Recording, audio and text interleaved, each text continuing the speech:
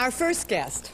She plays not-so-all-American housewife and mother. She's the wild and wacky Peg Bundy in Married with Children, Fox TV's hit sitcom about an offbeat blue-collar family. Believe me, this is definitely not The Cosby Show. We may as well face it. We just can't make it as a single-income family anymore. Me and the girls talked about it over lunch, and we all agree you'll just have to get a second job. You're that afraid I'll live out the year, Peg? What's wrong with you getting a second job? Peg, let me state this as clearly as I can. I would rather rip off my nose with a can opener. I would rather bob for apples in a sewer. I would rather have a catheter the size of a garden hose before I get another job to pay for your shopping. Think it over. We'll talk about it later. Here she is, unmarried, without children, real life Katey Sagal. Katey, hi. Welcome. You too. Hi. They like you. Kiss, kiss. They like you. Oh, good. Isn't that nice? It's always nice to be liked. So thanks. Okay. Katey, Married with Children takes a pretty crude look at the blue-collar family. Tell us a little about the show and about your character in particular, Peg Bundy. Who is she? Who is she? Yeah. Well, the first question, it's a family that we haven't seen on television for a while. The likes of this kind of family. Ever, which I think is kind of refreshing, you know. I remember watching family shows when I was a kid and thinking, there's something wrong with my life. Because my family's not like that one. Yeah. My father doesn't talk like that. That's right. So it's a different kind of point of view. And Peg Bundy, to me, I adore Peg Bundy. I find her quite fun and amusing. And to me, she's a woman who enjoys her life and does whatever she wants. How like are you? Are you at all? There's similarities. Like what? I think in her own sort of zest for life. I mean, she has a wacky life. She makes do with what she's got, and she does it to the max, you know. She dresses herself up and takes care of herself. And I tend to be, you know, sort of that way. I have a pretty good self-esteem on good days, most of the time. Why do you think the viewers keep tuning in? No, I'm telling the truth. Why do you think the viewers keep tuning in? It is a little abrasive to some. We've read some of the bad press that this gal, but we'll go into that. Why do you think that they keep tuning into the show?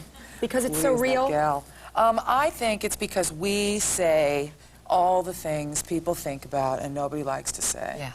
You know, and we really just say it. You know, so I think that a lot of the humor is sort of that, you know, they're afraid to laugh, but you can't help yourself but Do laugh. you have a lot of input in that? I mean, do you all sit around and talk about what goes into the show? For instance, is there ever been a time when something that you felt went too far and you said, oh, God, no, please, I can't do this? Has that happened yet? It hasn't really happened. See, I have a very bent sense of humor. I can go all the way there. And our writers come in basically, I mean, they're great writers and producers, and they really, it's all intact when we get it. And I haven't had any situation yet, because I'm an actor, you know, I'm playing a part. This is not an indication of my moral values or anything. And so I really take it all, it's my job, you know what I mean? And I'm an actor. Yeah. Who objects to the show? Now, we know about this Michigan housewife that was very upset about sexual, what was it, sexual exploitation and blatant sexuality and exploitation of women. Are there other people that feel this way? This woman seems to be the only one we've heard of. Everyone else seems to love the show. One woman caused all this stir. I'm sure there must be some other people that feel that way, but see, my feeling about the whole situation is really that we live in America, and we hopefully can see all sides of any picture. You know, that's one of the promises of free thinking, you know. And I really feel like she should change the channel, you know, and you know what I mean? I mean, there's lots of, change the channel. You know, and she, Isn't that nice? She also, she made this real big point of saying about her not being able to control her children's television viewing.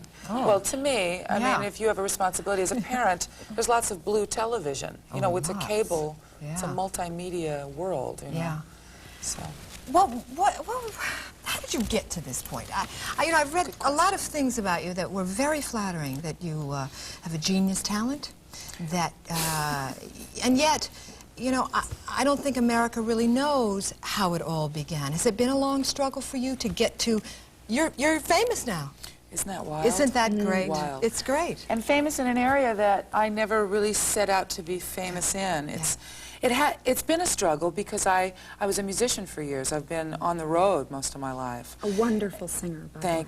Thank you very Wonderful. much. And so I've been sort of building that music career, and I was getting minor success. I worked with Bette Midler for years, and I was in studios and doing background work, and then I did a musical in Los Angeles at the Music Center, and I was discovered by CBS.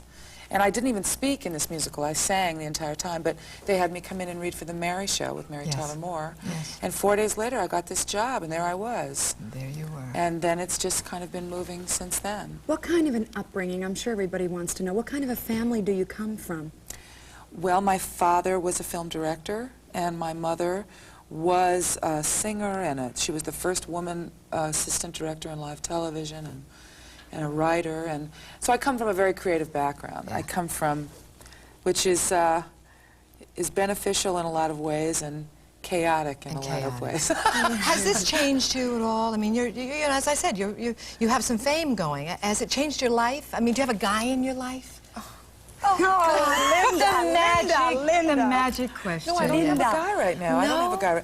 You know, I went through my 20s with a marriage and this relationship and that. I did a lot of that. Yeah. And the last couple of years, I've been working really hard, and on myself as well as anything else, because I kind of went through a slew of not such great ones. Yeah. And so I'm hopefully my decision processes are better along You happy those lines now?